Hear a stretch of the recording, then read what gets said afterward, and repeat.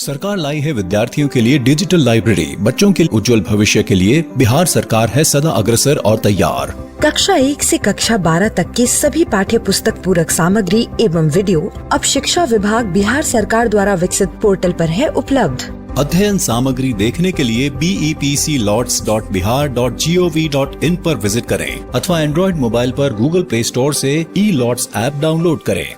शिक्षकों, अभिभावकों एवं बच्चों से अनुरोध है कि इस ई-लाइब्रेरी का अधिक से अधिक लाभ उठाएं और अपनी पढ़ाई जारी रखें। हेलो बच्चों, कैसे हो आप सब? आशा करता हूँ कि आपको जो ये हेलो बच्चों, कैसे हो आप सब?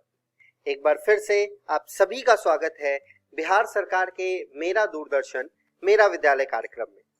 बच्चों, मैं उम्मीद करता हूँ कि आपको जो आपके घर पर विद्यालय का अनुभव मिल रहा है, आप उसे बहुत एंजॉय कर रहे होंगे और एंजॉयमेंट के साथ साथ आपकी पढ़ाई भी हो रही होगी। याद रहे बच्चों कि आप सभी को एपिसोड देखने के बाद अपने पाठ्य पुस्तक से इस पाठ को जरूर पढ़ लेना होता है ताकि आपका कॉन्सेप्ट पूरा क्लियर हो जाए और आपके किताब में दिए गए सभी सवालों को भी बना लेना होता है। तो अपना कॉपी और कलम ले लीजिए बच्चों और हो जाइए तैयार। हम शुरू करते हैं आज का एपिसोड। नमस्कार दोस्तों, आइए शुरू करते हैं गणित का आज का पाठ जिसका नाम है सरल रेखाएं। इसी को हम अंग्रेजी में स्ट्रेट लाइंस के नाम से जानते हैं। तो चलिए बच्चों, आज का ये पाठ प्रारंभ करते हैं और देखते हैं आज हम क्या पढ़ेंगे। रेखा के समीकरण के विविध रूप यानी various forms of the equation of a line. तो चलिए बच्चों शुरू करते हैं पहले रूप के साथ, बिंदु ढाल रूप यानी पॉइंट स्लोप फॉर्म। आइए बच्चों इसको समझते हैं। इस आलेख की सहायता से एक रेखा L दी गई है जो दो बिंदुओं से होकर गुजरती है, P जिसके निर्देशांक है x, y और दूसरा बिंदु है P0 जिसके निर्देशांक है x0, y0। ढाल यहाँ पर दे रखी है m। बच्चों आप देख सकते हैं एक बिंदु P0 दिया है और एक ढाल m दी गई है। तो यदि मैं एक समीकरण का रूप देखूं तो होगा y minus y0 is equal to m bracket में गुना किया जा रहा है x माइनस x0 से। बच्चों यहाँ पर जो बिंदु P0 दे रखा है या आपको कोई भी बिंदु दे रखा होगा उसके निर्देशांक को आपको y और x से घटाना है और x के अंतर को जब आप जो x माइनस x0 है इस अंतर को जब आप ढाल m से गुना करेंगे तो आपको y माइनस y0 मिल जाएगा। देखते हैं बच्चों इसी पर आधारित एक उदाहरण। कहा गया है -2,3 से जाने वाली एक रेखा है जिसका ढाल -4 है। इसका हमें समीकरण ज्ञात करना है। तो बच्चों हमारे पास सूत्र है y minus y0 is equal to m into x minus x0। यहाँ पर x0 का मान है -2 और y0 का मान है 3। तो आप देखेंगे कि बिंदु ढाल रूप का अगर मैं सूत्र देखूं और उसमें इन मानों को डालूं तो मुझे समीकरण प्राप्त होगा y minus 3 is equal to -4 जो कि m है और x माइनस x0 यानी -2 इन बराबर हो जाएगा -4 इंटू x प्लस 2 के। और जो अभीष्ट समीकरण प्राप्त होगा वो होगा 4x plus y plus 5 is equal to 0। बच्चों आप ये ऊपर दिए हुए समीकरण को जब अपनी पुस्तिका में हल करके देखेंगे तो आपको ये नीचे का अभीष्ट समीकरण प्राप्त हो जाएगा। आगे बढ़ते हैं दूसरे रूप की ओर। कहा गया है दो बिंदु रूप। इस आलेख में एक रेखा L है जो 3 बिंदुओं से होकर गुजरती है। पहला बिंदु है P1 जिसके निर्देशांक है x1, y1। दूसरा बिंदु है P जिसके निर्देशांक है xy और तीसरा बिंदु है P2 जिसके निर्देशांक है x2, y2। तो यहाँ पर जो समीकरण आपको प्राप्त होगा वो इस प्रकार से कि y minus y1 is equal to y2 minus y1 by x2 minus x1 into x minus 1। x minus x1 जो है बच्चों ये y2 माइनस y1 और x2 माइनस x1 जो आपको दे रखा है फ्रैक्शन इससे इंटू होगा। इसी पर आधारित जब हमने एक उदाहरण देखा तो कहा गया है बिंदुओं 1,-1 और 3,5 से होकर जाने वाली रेखा का हमें समीकरण लिखना है। तो आपके सामने बच्चों दो बिंदु दे दिए। तो x1 का मान है 1, y1 का मान है -1। आप यदि दूसरा बिंदु देखें तो x2 का मान है 3 और y2 का मान है 5। दो बिंदु रूप सूत्र के प्रयोग से जो रेखा का समीकरण प्राप्त होगा वो इस प्रकार की y माइनस y1 का मान क्या है बच्चों, -1, तो y माइनस ब्रैकेट में -1, फिर होगा y2 माइनस y1 यानी 5 माइनस -1, फिर होता है नीचे x2 माइनस x1 यानी 3 माइनस 1, और इसका गुना किया जाएगा x माइनस x1 के साथ यानी x माइनस 1। जब मैंने इसको हल किया तो मुझे अभीष्ट समीकरण जो प्राप्त होगा बच्चों वो होगा -3x plus y plus 4 is equal to 0। ये उदाहरण यही समाप्त होता है बच्चों। बढ़ते हैं अगले रूप की ओर। कहा गया है ढाल अंतःखंड रूप यानी स्लोप इंटरसेप्ट फॉर्म। आप इस आकृति में देख सकते हैं बच्चों, एक रेखा L दिया गया है जिसका ढाल M है। जो बच्चों इंटरसेप्ट यानी जो अंतःखंड है वो आप देख सकते हैं कि y रेखा पर, ये जो y अक्ष है इस पर निर्देशांक दे रखे हैं 0 c। 0 का अर्थ है कि x अक्ष पर किसी प्रकार का कोई भी दूरी तय नहीं किया गया है, किंतु y पे अगर आप देखें तो जो आपको मिलेगा वो है c। तो इसके आधार पर यदि मैं एक समीकरण बनाना चाहूं तो वो होगा y minus c is equal to m x minus 0। ये कैसे आया बच्चों, हमने जो बिंदु ढाल रूप पढ़ा था उसमें क्या पढ़ा था, y minus y not is equal to m into x minus x not. यहाँ जो बिंदु 0, c है उसमें 0 x नॉट को दर्शाता है और c y नॉट को दर्शाता है। हल करने पर जो हमें प्राप्त होगा वो होगा y is equal to M X plus C. अब यदि मैं यही आलेख देखूं, कुछ नहीं है बच्चों अलग, इसमें जो पहला आलेख था ठीक वैसा ही है। ढाल m दी गई है एक रेखा L की और 0 c जो है वो क्या है बच्चों, 0 c यहाँ पर y अंतःखंड यानी y अक्ष पे निर्देशांक दर्शाया गया है। अब यदि एक रेखा इस प्रकार से हो कि वो x अक्ष पर एक बिंदु बनाती है D0, यहाँ पर जो 0 लिखा है उसका अर्थ ये है बच्चों कि y अक्ष पर किसी प्रकार की कोई दूरी तय नहीं की गई है। आगे बढ़े तो हम देखेंगे कि y minus y not is equal to m into x minus x not, ये हमारा सूत्र था बिंदु ढाल रूप का। बच्चों यहाँ जो बिंदु दे रखा है उसमें x का मान जो है वो d है और y का मान जो है वह 0 है, तो y नॉट की जगह आप 0 रख देंगे और x नॉट की जगह जब आप d रख देंगे तो आपको प्राप्त होगा y is equal to m into x minus d. इसी पर आधारित बच्चों एक उदाहरण करेंगे। उदाहरण में कहा गया है उन रेखाओं के समीकरण लिखिए जिनके लिए tan थीटा बराबर है 1/2 के। बच्चों हमने पढ़ा था कि ढाल जो m होती है वो बराबर होती है tan थीटा के, यानी 1/2 जो दे रखा है वो ढाल दे रखी है। जहां थीटा रेखा का झुकाव है और y अंतःखंड का मान -3/2 है और x अंतःखंड जो है वो 4 है। आगे जब हमने इसको हल किया तो देखा रेखा की ढाल m बराबर tan थीटा 1/2 है और y अंतःखंड c जो है वो -3/2 है। तो सूत्र में जब हम डालेंगे ढाल अंतःखंड सूत्र, उसमें हम देखेंगे तो हमें समीकरण मिलता है y is equal to 1/2 into x minus 3/2, जो आप इस प्रकार भी लिख सकते हैं 2y minus x plus 3 is equal to 0, जो कि एक अभीष्ट समीकरण है। यहाँ पर अब जो दूसरा प्रश्न दिया गया था उसमें x अंतःखंड की बात की गई थी। ढाल का मान दे रखा है 1/2 और x अंतःखंड जो है वो 4 है। तो ढाल अंतःखंड रूप उपयुक्त जो हमें सूत्र दे रखा था उससे यदि मैं रेखा का समीकरण निकालूं तो मुझे प्राप्त होता है y is equal to 1/2 into x minus 4। इसको आगे हल करेंगे तो मिलेगा 2y minus x plus 4 is equal to 0, जो कि हमारा एक अभीष्ट समीकरण है। अब आगे बढ़े देखें तो हमने देखा दूसरा नया रूप जो है रेखा के समीकरण का वो है अंतःखंड रूप। यहाँ पर किसी बिंदु या ढाल की बात नहीं की गई है, केवल अंतःखंड बताया है। तो आप अपने सामने जो आलेख दे रखा है इसको आप अच्छे से देख सकते हैं।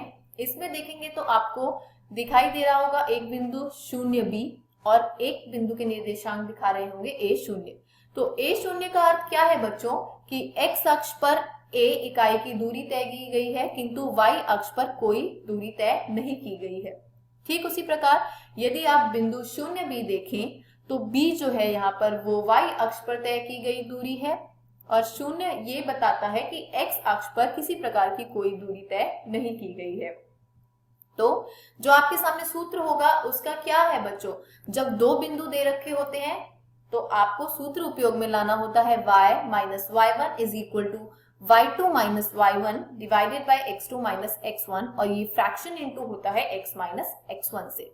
तो आप अगर बिंदु डालेंगे तो मिलेगा y minus 0 is equal to b minus 0 divided by 0 minus a into x minus a। इसको हल करेंगे तो कुछ इस प्रकार का बच्चों आपको समीकरण मिलेगा x बटे a जमा y बटे b बराबर 1। बच्चों जब आपको प्रश्न दिया रहेगा उसमें आपको केवल अंतःखंड दिए गए होंगे, तो ये जो सूत्र है x बटे a plus y by b is equal to 1, इसमें आप सीधा a और b का मान डालकर प्रश्न को हल कर सकते हैं।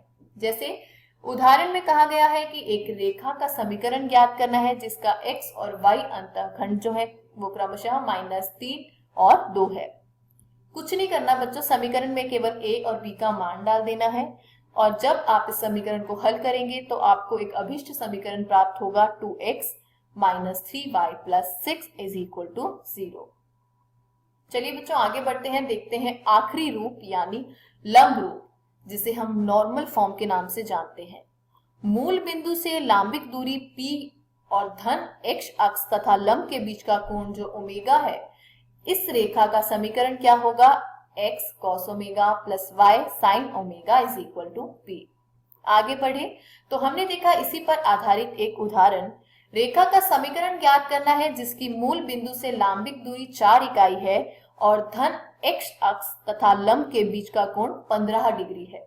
यहाँ हमें p का मान 4 और ओमेगा का मान 15 डिग्री दिया है, तो cos 15 होता है √3 प्लस 1 बटे 2 अंडर रूट 2, और साइन 15 डिग्री होता है √3 माइनस 1 बटा 2 अंडर रूट 2। कुछ नहीं करना है बच्चों, दिए गए सूत्र में केवल आपको ये मान डालना है। जो लंब रूप से हमने रेखा का समीकरण प्राप्त किया था उससे हमें प्राप्त होगा x cos 15 degree plus y sin 15 degree is equal to 4, जिसको हम इस प्रकार लिख सकते हैं, cos 15 डिग्री का मान है √3 जमा 1 बटे 2 under root 2 x plus under root 3 minus 1 बटा 2 under root 2 y is equal to 4। तो यहाँ पर आप यदि समीकरण को हल करें तो होगा √3 plus 1x plus under root 3 minus 1y is equal to 8 under root 2, जो कि हमारा अभिष्ट समीकरण है। इसी के साथ बच्चों जितनी भी आप रेखा के रूप पढ़ सकते थे वो आप सभी पढ़ चुके हैं। इस पर आधारित बहुत सारे प्रश्न आपकी प्रश्नावली में दिए गए हैं। बच्चों घर जाइए, प्रश्नावली में दिए गए प्रश्नों का निरंतर अभ्यास कीजिए।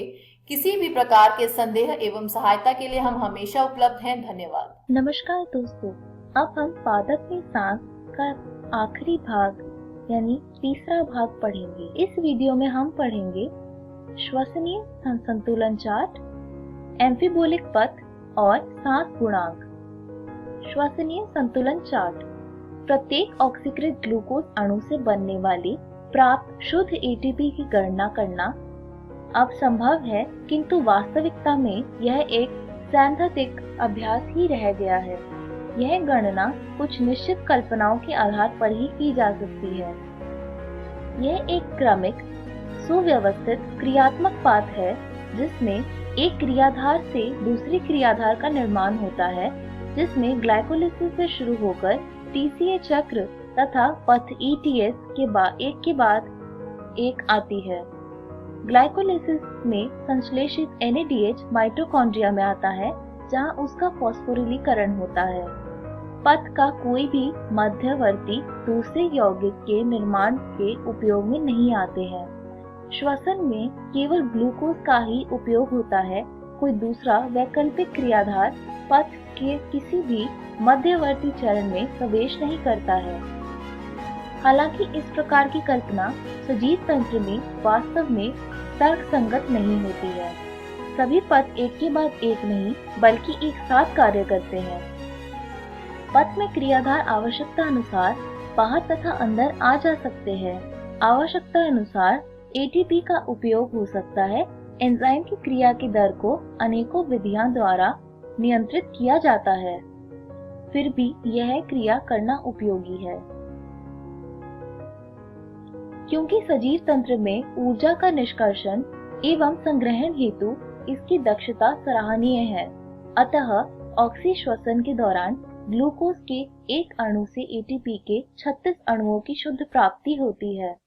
अब हम किण्वन तथा ऑक्सी श्वसन की तुलना करें। किण्वन में ग्लूकोज का आंशिक विघटन होता है, जबकि ऑक्सी श्वसन में पूर्ण विघटन होता है तथा कार्बन डाइऑक्साइड एवं जल बनते हैं। किण्वन में ग्लूकोज का एक अणु से पायरुविक अम्ल बनने के दौरान एटीपी के शुद्ध 2 अणुओं की प्राप्ति होती है, जबकि ऑक्सी श्वसन में बहुत अधिक एटीपी के अणु बनते हैं। किण्वन में NADH का NAD+ में ऑक्सीकरण मंद गति से होता है, जबकि ऑक्सी श्वसन में यह अभिक्रिया तीव्र गति से होती है। एम्फीबोलिक पथ। सांस के लिए ग्लूकोज अनुकूल क्रियाधार है। श्वसन में सभी कार्बोहाइड्रेट उपयोग में लाने से पहले ग्लूकोज में परिवर्तित होते हैं। जैसे कि पहले बताया जा चुका है कि दूसरे क्रियाधार भी सांस में प्रयोग किए जा सकते हैं, किंतु तब वे सांस से पहले चरण में उपयोग नहीं आते हैं। वसा सबसे पहले ग्लिसरॉल तथा वसीय अम्ल में विघटित होता है। यदि वसीय अम्ल सांस के उपयोग में आता है तो वह पहले एसिटाइल सह एंजाइम बनकर पथ में प्रवेश करता है। ग्लिसरॉल पहले PGAL में परिवर्तित होकर श्वसन पथ में प्रवेश करता है। प्रोटीन प्रोटीएज एंजाइम द्वारा विघटित होकर अमीनो अम्ल बनाता है। प्रत्येक अमीनो अम्ल अपनी संरचना के आधार पर क्रेब्स चक्र के अंदर भिन्न चरणों में प्रवेश करती है। चूंकि सांस के दौरान क्रियाधारक टूटते हैं, अतः सांस प्रक्रिया परंपरागत अपचयी प्रक्रिया है और श्वसन पथ श्वसनीय अपचयी पथ है। यह जानना महत्वपूर्ण है कि यौगिक उपरोक्त क्रियाधार बनाने के लिए श्वसनीय पथ से अलग होंगे। अतः पथ में प्रवेश करने से पहले वसा अम्ल जब क्रियाधार के रूप में उपयोग में आते हैं, तो श्वसनीय पथ में उपयोग में आने से पूर्व एसिटाइल कोएंजाइम A में विखंडित हो जाता है। जब जीवधारी को वसा अम्ल का संश्लेषण करना होता है, तो श्वसनीय पथ एसिटाइल कोएंजाइम A अलग हो जाता है। इसलिए वसा अम्ल के संश्लेषण तथा विखंडन के दौरान श्वसनीय पथ का उपयोग होता है। इसी प्रकार से प्रोटीन के संश्लेषण व विखंडन के दौरान भी होता है। इस प्रकार विघटन की प्रक्रिया कम करता है। सजीवों में अपचय कहलाता है तथा संश्लेषण उपचय कहलाता है। चूंकि श्वसनीय पथ में अपचय तथा उपचय दोनों ही होते हैं, इसलिए श्वसनीय पथ को एम्फीबोलिक पथ कहना उचित होगा, न कि उपचयी पथ, क्योंकि यह अपचयी व उपचयी दोनों में भाग लेते हैं। सांस गुणांक। अब सांस के दूसरे पक्ष को देखते हैं। जैसा कि आप जानते हैं कि ऑक्सी श्वसन के दौरान ऑक्सीजन का उपयोग होता है और कार्बन डाइऑक्साइड निकलती है। सांस के दौरान मुक्त हुई कार्बन डाइऑक्साइड तथा उपयोग में लाई गई ऑक्सीजन का अनुपात को सांस गुणांक यानी RQ या श्वसनीय अनुपात कहते हैं, और ये कुछ इस प्रकार होता है। सांस गुणांक मुक्त हुई कार्बन डाइऑक्साइड का आयतन, जिसे हम भाग करते हैं उपयोग में लाई गई ऑक्सीजन से। सांस गुणांक सांस के दौरान उपयोग में आने वाली श्वसनीय क्रियाधार पर निर्भर करता है। जब कार्बोहाइड्रेट क्रियाधार के रूप में आकर पूर्ण ऑक्सीकृत हो जाता है, तो सांस गुणांक 1 होगा, क्योंकि समान मात्रा में कार्बन डाइऑक्साइड व ऑक्सीजन क्रमशः मुक्त होती है एवं उपयोग में लाई जाती है, जैसा कि समीकरण में स्पष्ट है। इसमें हम देख सकते हैं C6H12O6 में अगर हम 6 ऑक्सीजन डालें तो 6 कार्बन डाइऑक्साइड और 6 जल के अणु और ऊर्जा प्राप्त होती है। इसका सांस गुणांक 1 होता है। जब वसा सांस में प्रयुक्त होती है तो सांस गुणांक 1 से कम होता है।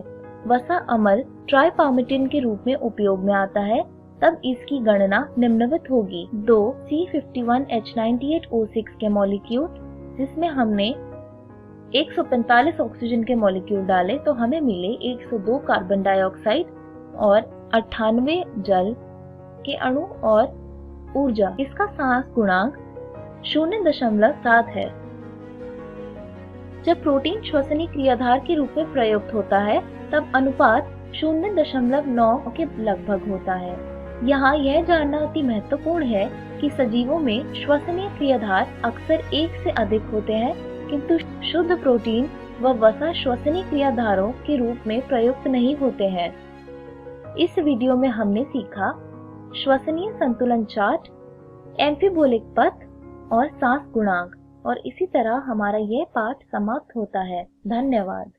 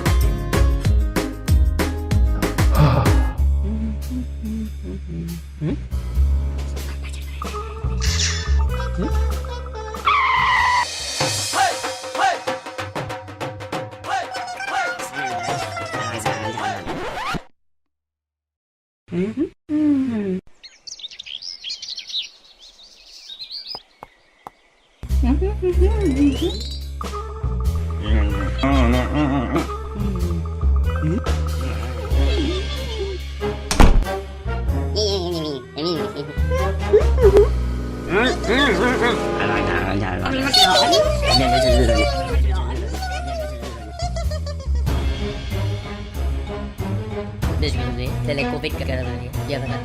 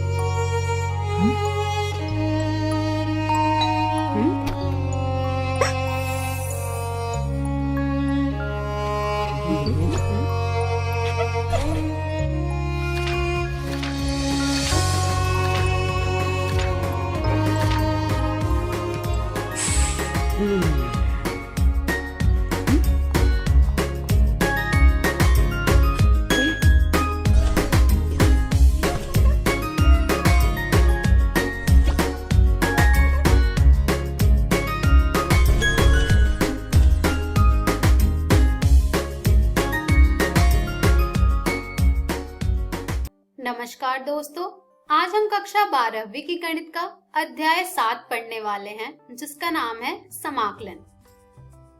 दोस्तों, आज के इस वीडियो में हम हल करेंगे कुछ प्रैक्टिस क्वेश्चंस को, जो कि अध्याय समाकलन पर आधारित होगी।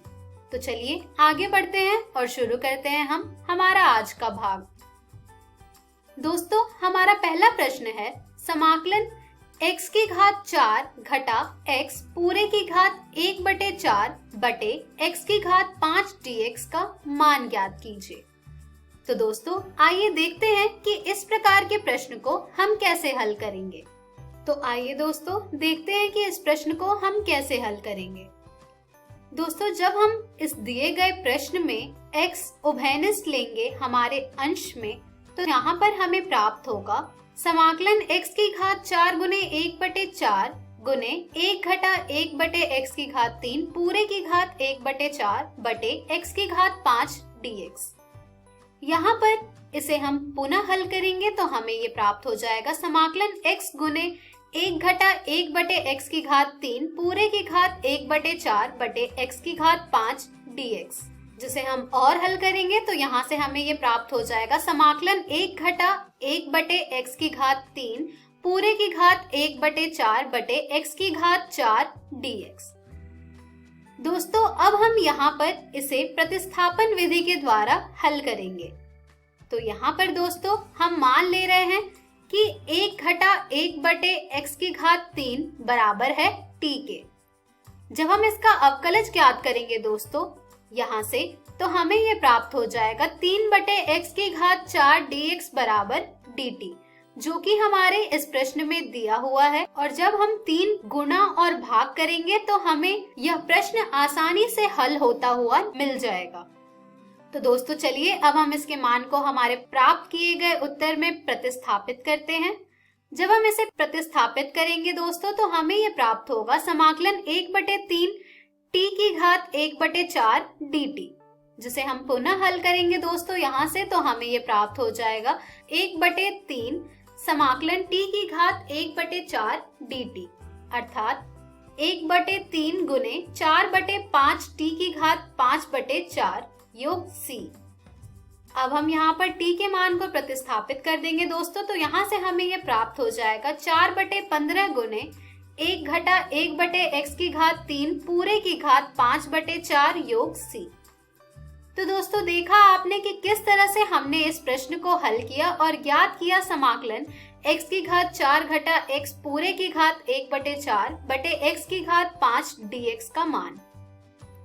चलिए अब हम बढ़ते हैं हमारे अगले प्रश्न की ओर, जो कि है समाकलन x की घात 4 बटे x घटा 1 गुने x की घात 2 योग 1 dx का मान ज्ञात कीजिए। आइए देखते हैं दोस्तों कि इस प्रश्न को हम किस तरह से हल करेंगे। दोस्तों इस तरह के प्रश्न को हल करने के लिए आपको इसके समाकल्य को देखते ही समझ जाना होगा कि यहाँ पर हम प्रयोग करेंगे खंडशः समाकलन का। तो आइए शुरुआत करते हैं इस प्रश्न के हल को। दोस्तों हमारे दिए गए समाकल्य को हम कुछ इस प्रकार से भी लिख सकते हैं, जो कि बराबर होगा x की घात 4 बटे x की घात 3 घटा x की घात 2 योग x घटा 1।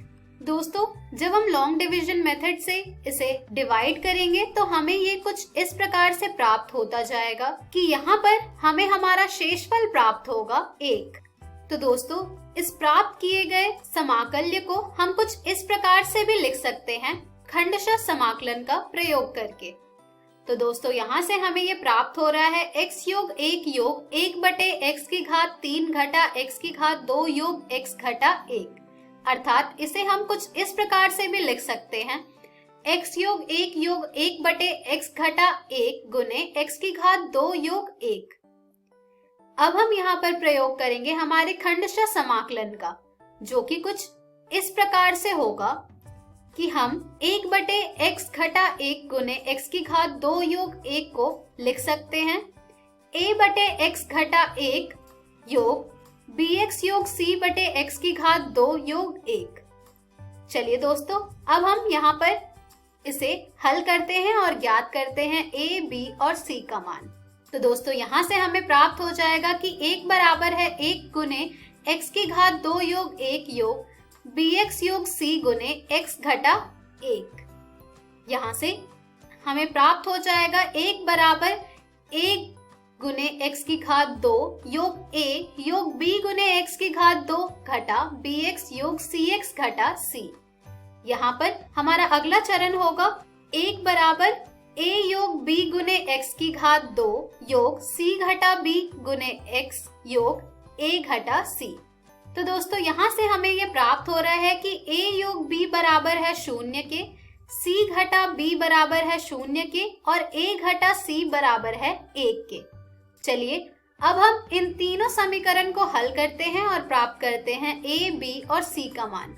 तो दोस्तों जब हम इन तीनों समीकरण को हल करेंगे तो हमें यहाँ से ये प्राप्त हो रहा है कि a जो है वो बराबर है घटा b के, C जो है वो B के बराबर है। जब हम यहाँ पर तीसरे समीकरण में A और C के मान को प्रतिस्थापित करेंगे तो यहाँ से हमें ये प्राप्त हो रहा है घटा B बराबर 1, अर्थात घटा 2B बराबर 1, जहाँ से हमें B का मान प्राप्त हो रहा है घटा 1/2। अब जब हमारे पास B का मान आ गया है तो हमारे पास C का मान भी आ जाएगा, क्योंकि B जो है वो हमारा C के बराबर है। तो दोस्तों यहाँ से हमें C का मान भी प्राप्त हो रहा है घटा 1/2। अब जब हमारे पास C और B दोनों का मान आ गया है तो हम A का मान आसानी से प्राप्त कर सकते हैं, जो कि हमें प्राप्त हो रहा है यहाँ पर 1/2। तो दोस्तों अब हमारे पास A, B और C तीनों का मान आ गया है। तो चलिए अब हम इसका मान प्रतिस्थापित करते हैं। जब हम इन तीनों का मान प्रतिस्थापित करेंगे दोस्तों तो यहाँ से हमें ये प्राप्त हो जाएगा 1/x घटा 1 गुने x की घात 2 योग 1 बराबर 1/2 गुने x घटा 1 घटा x/2 गुने x की घात 2 योग 1 घटा 1/2 गुने x की घात 2 योग 1।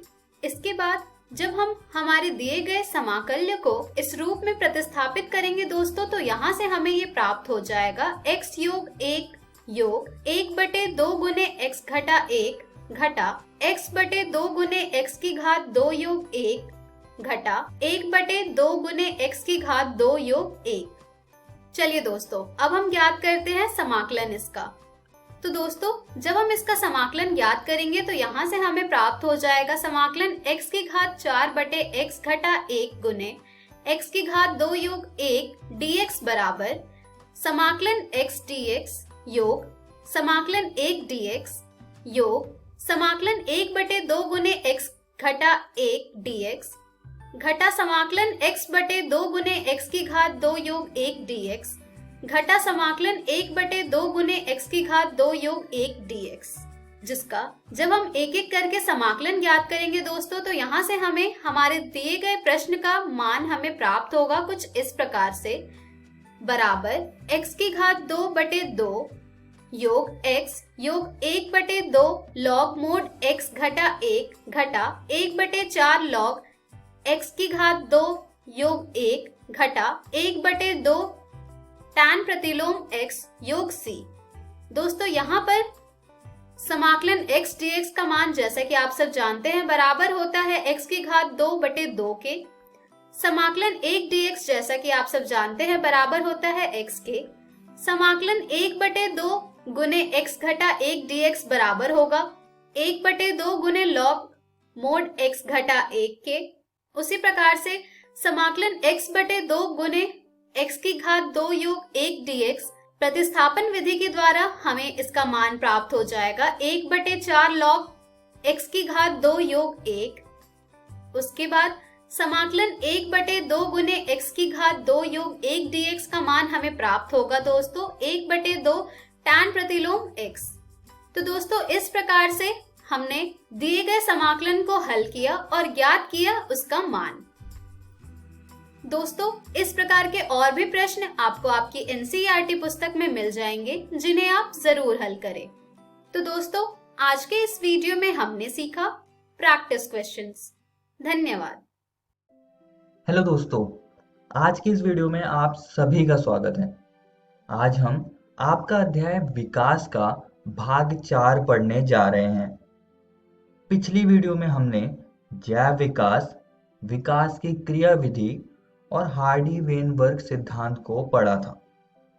इस वीडियो में हम हार्डी-वेनबर्ग सिद्धांत को जारी रखेंगे और इसकी कुछ और महत्वपूर्ण बातों पर चर्चा करेंगे। तो चलिए शुरू करते हैं। सबसे पहले हम हार्डी-वेनबर्ग सिद्धांत को प्रभावित करने वाले कारकों को समझेंगे। ये कारक संख्या में 5 हैं। तो सबसे पहला जो कारक है उसको हम कहते हैं जीन पलायन या जीन प्रवाह। दूसरा कारक है आनुवंशिक विचलन। तीसरा कारक है उत्परिवर्तन। चौथा कारक है आनुवंशिक पुनर्योग और पांचवा कारक है प्राकृतिक वर्ण। हम इन सारे कारकों को एक एक करके समझेंगे। सबसे पहले हम जीन प्रवाह को समझ लेते हैं। जनसंख्या आनुवंशिकी में जीन प्रवाह, जिसे जीन पलायन या अलील प्रवाह के रूप में भी जाना जाता है, एक जनसंख्या से दूसरी जनसंख्या में आनुवंशिक विविधता का स्थानांतरण है। अब अगर आनुवंशिक विविधता एक आबादी से दूसरी आबादी तक पहुंचेगा, तब अलील आवृत्तियां भी बदलेंगी, जो कि सीधा हार्डी-वेनबर्ग सिद्धांत पर प्रभाव डालेंगी। अगला कारक है आनुवंशिक विचलन। इसको हम एक उदाहरण से समझेंगे। मान लो ये लड़का साइकिल चलाते हुए रास्ते से जा रहा है। अब इसने अपने आसपास नहीं देखा, लेकिन रोड पर कुछ कीड़े भी थे और इसने कुछ कीड़ों पर गलती से साइकिल चढ़ा दी और उनको कुचल दिया। हाँ, गलती से, जानबूझकर तो ऐसा कोई भी नहीं करेगा। तो यहाँ पर जितने भी कीड़े कुचले गए वो मर गए और कुछ जीवित रहे। अब इस घटना से हम क्या समझते हैं? अब यहाँ पर जो कीड़े इस घटना से जीवित रहे, क्या उनके पास कोई अनोखी शक्तियां थी जिससे कि वे बच गए, या वो वेल अडेप्टेड थे जो कि इस घटना से उन्हें बचा ले गया? तो इसका सीधा सा जवाब है कि कीड़े यहाँ पर जो बचे हैं वो सिर्फ भाग्यशाली थे और उनके पास कोई भी शक्तियां वगैरह नहीं थी। तो ये एक रैंडम घटना थी और जो कीड़े यहाँ पर कुचल दिए गए वो सिर्फ गलत जगह पर गलत जगह पर थे, और यही आनुवंशिक विचलन है। तो ये जो आनुवंशिक विचलन है ये अलील आवृत्तियों को बदल सकता है। दूसरे शब्दों में, अलील आवृत्तियों का भाग्य से बदलना ही आनुवंशिक विचलन कहलाता है। तो इससे भी हार्डी-वेनबर्ग सिद्धांत पर असर होगा। अब दो तरह से आनुवंशिक विचलन हो सकता है। पहला है बॉटलनेक इफेक्ट और दूसरा है संस्थापक प्रवाह। इनको हम एक एक करके समझेंगे। सबसे पहले हम बॉटलनेक इफेक्ट को समझ लेते हैं। पर्यावरणीय घटनाओं या मानव गतिविधियों के कारण जनसंख्या के आकार में तेज कमी आना ये बॉटलनेक इफेक्ट कहलाता है। इस तरह की घटनाओं से जनसंख्या के जीन पूल में विविधता कम हो सकती है। अब इस इफेक्ट को हम बॉटल से याद रखेंगे और इसको हम बॉटल से ही समझेंगे। मान लो हमारे पास एक बॉटल है और इस बॉटल में कुछ टॉफियां पड़ी हुई हैं। ये टॉफी यहाँ पर जनसंख्या का प्रतिनिधित्व कर रही है। अब अगर हम इस बॉटल को हिलाएं तो कुछ टॉफी बाहर आ जाएगी। अब ये इनमें से जो टॉफियां बाहर आई, क्या ये बॉटल की सारी आबादी की आवृत्तियों को दिखा रही है? नहीं ना। तथ्यात्मक रूप से तो ये वाली प्रकार की टॉफी तो बाहर आई भी नहीं, ये पूरी तरह से हट गई थी। तो ये भी भाग्य से हुआ है। इसको थोड़ा और अच्छे से समझने के लिए आइए एक और उदाहरण लेते हैं। ये उदाहरण हम एक प्राकृतिक आपदा जैसे कि जंगल में आग का ले लेते हैं। अब जो उत्तरजीवी होंगे, जरूरी नहीं होगी कि उनके पास योग्यता वाले हों वो, बल्कि वो सिर्फ उस जगह पर होंगे जहां पर आग नहीं लगी होगी। तो उत्तरजीवी मूल आबादी को नहीं दर्शा सकते हैं। इस वजह से नई एलील आवृत्तियां होंगी जो कि उत्तरजीवी जीव दर्शाएंगे, और यही बॉटलनेक इफेक्ट है। और यहाँ भी अलील आवृत्ति बदल रही है, तो ये सीधा हार्डी-वेनबर्ग सिद्धांत पर असर डालेंगी। एक और जगह है जहां पर हम आनुवंशिक विचलन को देख सकते हैं, वो है संस्थापक प्रवाह में। इसको हम अंग्रेजी में फाउंडर्स इफेक्ट कहते हैं। इसको भी हम एक उदाहरण से समझेंगे। मान लो ये बीज कहीं दूर से हवा के बहाव से उड़ते आ रहे हैं और एक नई जगह पर पहुंच गए। वो जगह इनके अंकुरण के लिए बहुत अच्छी थी, तो ये वहां पर विकसित हो जाते हैं। विकसित होकर ये अपनी आबादी बनाते हैं, लेकिन ऐसा जरूरी नहीं है कि ये जो आबादी बनाएंगे ये अपनी मूल आबादी के जैसी होगी या उन्हें दर्शाएंगी। ये सिर्फ एक रैंडम सैम्पलिंग थी।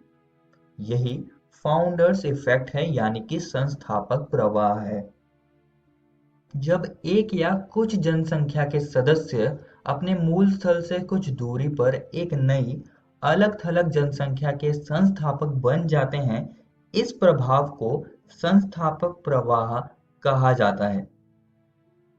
आइए अब अगले कारक के बारे में पढ़ते हैं जो कि हार्डी-वेनबर्ग सिद्धांत को प्रभावित करता है। ये है उत्परिवर्तन। सूक्ष्म जीवों में किए गए प्रयोग दर्शाते हैं कि जब पूर्व विद्यमान लाभकारी उत्परिवर्तनों का वर्णन होता है, तब परिणाम स्वरूप नए फिनोटाइप का आविर्भाव होता है। कुछ पीढ़ियों के बाद यही नव प्रजाति की उत्पत्ति हो जाएगी। अगला कारक है आनुवंशिक पुनर्योग। अब जब युग्मक जनन के समय पर अभिभावकों के गुणसूत्रों पर मौजूद अलील अलग हो जाते हैं और नए संयोजन बनाते हैं, तो ये चीज भी हार्डी-वेनबर्ग सिद्धांत को प्रभावित करेगी। पांचवा कारक है प्राकृतिक वर्ण। अब ये कैसे हार्डी-वेनबर्ग सिद्धांत को प्रभावित कर रहा है, इसको हम समझेंगे। प्राकृतिक वर्ण वह प्रक्रम है जिससे अधिक जीवन सम वंशानुगत विविधता को जनन के अधिक अवसर मिलते हैं और संतानें अधिक संख्या में उत्पन्न होती हैं। तो प्राकृतिक वर्ण से अलील आवृत्तियों में परिवर्तन आता है, जिससे कि हार्डी-वेनबर्ग सिद्धांत पर प्रभाव पड़ेगा।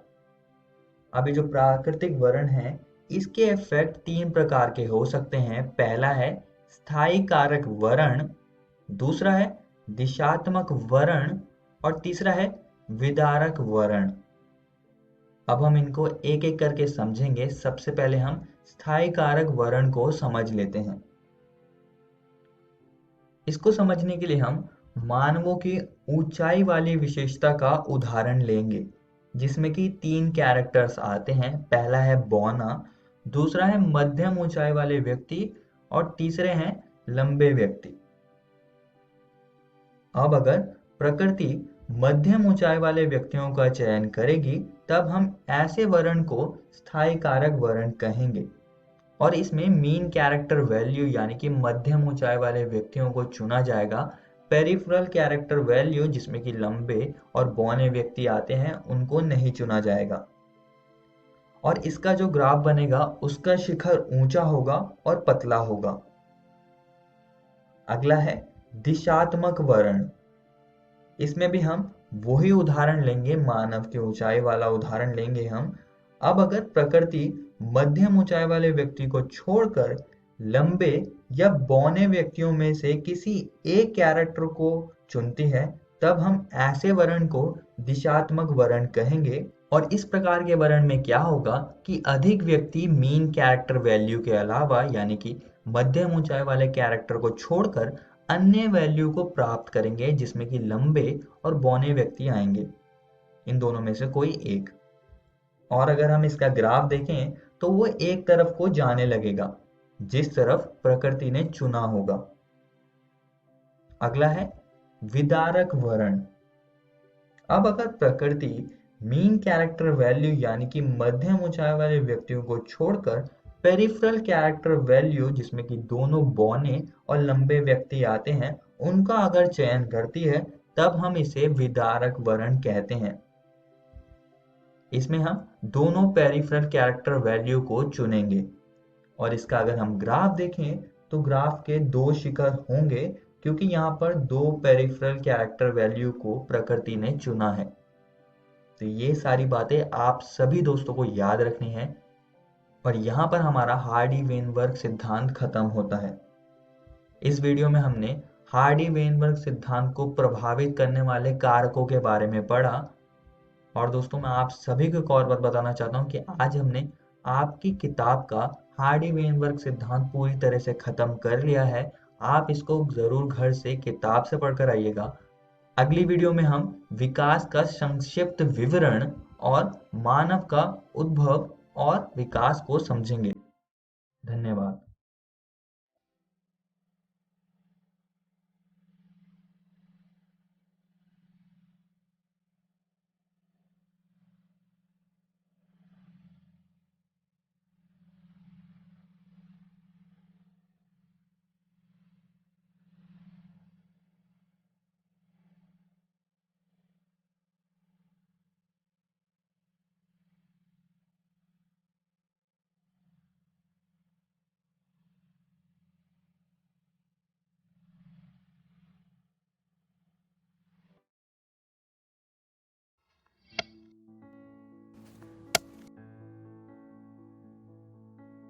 अरे भाई राजू, क्या? अरे सुने कि कल चाचा कुछ बता रहे थे, क्या बोल रहे थे? हाँ, चाचा कल बहुत बढ़िया बात बता रहे थे। कह रहे थे कि हम लोगों को अपने बच्चा लोग के पढ़ाई लिखाई पे ध्यान देना चाहिए। सिर्फ स्कूल भेजने से कुछ नहीं होता। बात तो ठीक है, लेकिन हम लोग ये करेंगे कैसे? हम लोगों को तो पढ़ना लिखना भी नहीं आता है। हम भी यही सोच रहे थे। अरे वो देखो, मास्टर साहब भी सही टाइम पे आ गए। चलो उन्हीं से पूछ लेते हैं। मास्टर साहब प्रणाम। प्रणाम प्रणाम। मास्टर साहब, आपसे एक बात का जानकारी लेना था। हाँ पूछिए। अब हम लोग तो ठहरे कम पढ़े लिखे आदमी, हाँ। लेकिन हम लोग का बच्चा लोग स्कूल में जाके क्या करता है, क्या सीखता है, क्या पढ़ता है, ये हम लोग कैसे जानेंगे? बहुत आसान है। अच्छा, कैसे? चलिए आप लोग स्कूल में, हम बताते हैं। जी जी चलिए। जी सर चलिए। चलो चलो। हाँ हाँ चलिए। हाँ हाँ मीठा लेते हैं। चलो। आइए, ये देखिए, ये है क्लास 3 का अधिगम प्रतिफल पोस्टर। इसका मतलब है यदि आपका बच्चा वर्ग 3 में पढ़ता है तो उसे इस पोस्टर में जो लिखी गई सारी चीजें उसे जानकारी होनी चाहिए। ये क्या है? पक्षी। और ये क्या है? पेड़। यानी कि तीसरी कक्षा समाप्त होते होते आपका बच्चा पशु, पक्षी, फूल, पत्ती आदि के बारे में सीख जाएगा। हर क्लास और हर विषय के लिए अधिगम प्रतिफल पोस्टर बनाए गए हैं। आइए कुछ दूसरे तरीके जानते हैं। जी सर। ये देखिए, ये है हमारे बच्चों की कॉपियाँ और ये है सही का निशान। इसका मतलब है कि इस प्रश्न का उत्तर आपके बच्चे ने बिल्कुल सही दिया है। जितना ज़्यादा होंगे ये निशान उतना बढ़िया सीखा है आपका बच्चा। और ये क्या है? गलत का निशान। हाँ, ये है गलत का निशान और इसका मतलब है आपके बच्चे ने इस प्रश्न में कुछ गलती की होगी। और ये निशान जितना ज़्यादा होगा आपको अपने बच्चे पे उतना ही ध्यान देने की ज़रूरत है। लेकिन पूरे साल में हमारा बच्चा क्या क्या सीखा ये कैसे जानेंगे? बिल्कुल जानेंगे। उसके लिए भी हमारे पास कुछ साधन है। उनमें से एक है प्रगति पत्रक। इसके माध्यम से आप घर बैठे जान सकेंगे कि आपका बच्चा पूरे साल में क्या कुछ सीखा।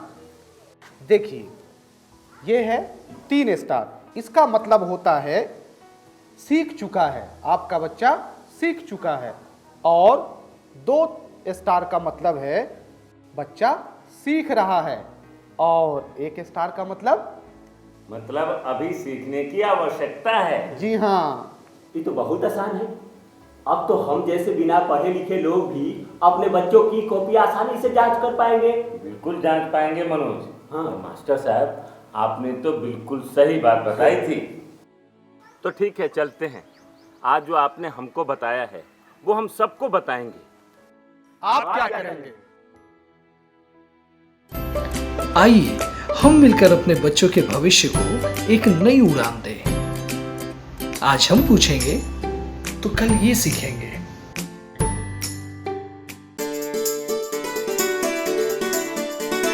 डर से नहीं, तैयारी से आगे कदम बढ़ाना है। रुकी जिंदगी में चहल पहल वापस फिर से लाना है। धोकर हाथ पहन कर मास्क सुरक्षित जीवन चलाना है। सुरक्षित जीवन चलाना है। डर कर नहीं, तैयारी से आगे कदम बढ़ाना है। टीकाकरण की शुरुआत हो गई है, पर पहले की तरह हमें मास्क लगाना और 2 गज की दूरी बनाए रखना अभी भी जरूरी है। स्वास्थ्य विभाग और सूचना एवं जनसंपर्क विभाग बिहार सरकार द्वारा जनहित में जारी। जीतेगा बिहार। सरकार लाई है विद्यार्थियों के लिए डिजिटल लाइब्रेरी। बच्चों के उज्जवल भविष्य के लिए बिहार सरकार है सदा अग्रसर और तैयार। कक्षा 1 से कक्षा 12 तक की सभी पाठ्य पुस्तक पूरक सामग्री एवं वीडियो अब शिक्षा विभाग बिहार सरकार द्वारा विकसित पोर्टल पर है उपलब्ध। अध्ययन सामग्री देखने के लिए bepclots.bihar.gov.in पर विजिट करें अथवा एंड्रॉइड मोबाइल पर गूगल प्ले स्टोर से ई-लॉट्स ऐप डाउनलोड करें। शिक्षकों, अभिभावकों एवं बच्चों से अनुरोध है कि इस ई लाइब्रेरी का अधिक से अधिक लाभ उठाएं और अपनी पढ़ाई जारी रखें।